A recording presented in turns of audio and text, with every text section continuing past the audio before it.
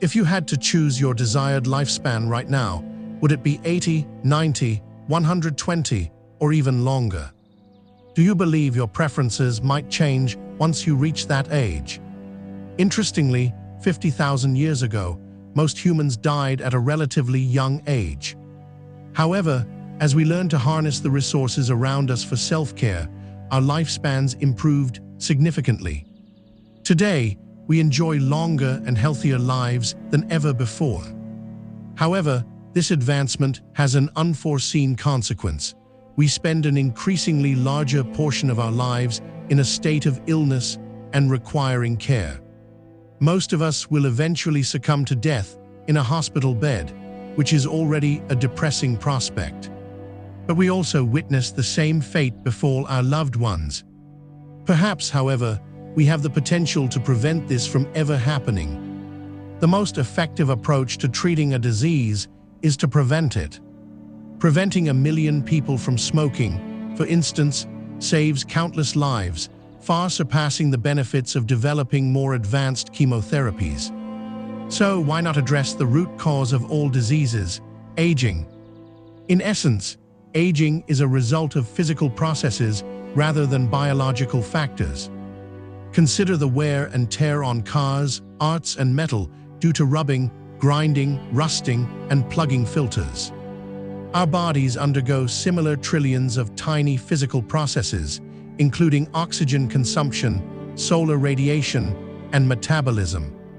While our bodies possess mechanisms to repair this damage, their effectiveness diminishes over time. As we age, our bones and muscles weaken, our skin wrinkles, and our immune system weakens. We lose our memory, and our senses diminish. There's no such thing as dying of old age. We all die because one of our vital components fails. The older we get, the more damaged and fragile we become, until one or multiple diseases take over and ultimately lead to our demise. Unbeknownst to many, longevity research has made remarkable advancements in recent years. For the first time, we're beginning to comprehend the underlying mechanisms of aging and how to manipulate them. Aging is neither mystical nor inevitable, and we may have the potential to either stop or delay it during our lifetime. In a subsequent video, we'll delve deeper into the scientific aspects of aging and explore the ongoing efforts of scientists to combat it. But first, if we could, should we end aging? Is this a good idea? The concept of ending aging or life extension makes many people uncomfortable. We're born young, grow older, and then we die. This has been the natural order for literally all of human history. And getting old is a good thing, right? We celebrate the idea of living long enough to experience old age. We even call them the golden years. But the reality is that everyone wants to become old, but nobody wants to be old. Think of the Greek myth of Tithonus, for example. Tithonus was the lover of the goddess Eos and was probably an amazing guy because she begged Zeus to grant him immortality so they could spend eternity together. However, she forgot to specifically ask for eternal youth. Tithonus was granted eternal life, but he kept aging, unable to die. After a few hundred years, he was reduced to the size of a grape, babbling on senselessly forever. Thousands of years ago, humans already feared never-ending old age. But ending aging doesn't mean getting weaker and weaker. If you become too old, it's too late. A 90-year-old who stopped aging would die anyway after a few years. Too much damage has been done to his internal machinery. There are already too many surfaces for disease to attack.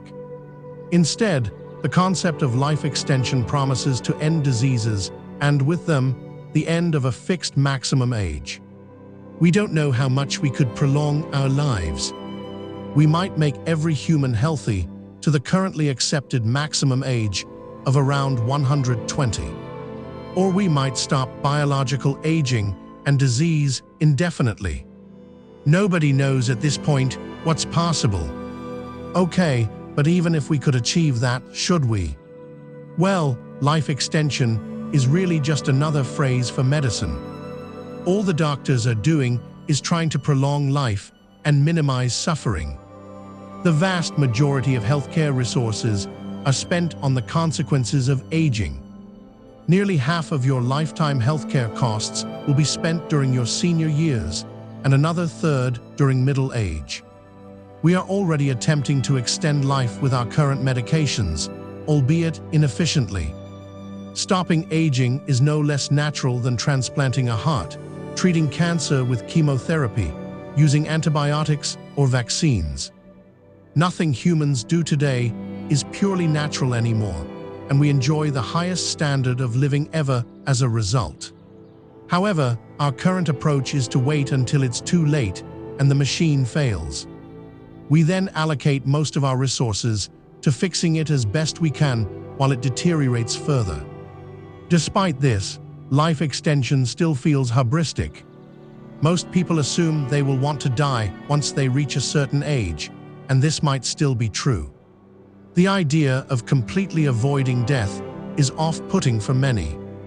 The end of biological aging would not necessarily mean the end of death.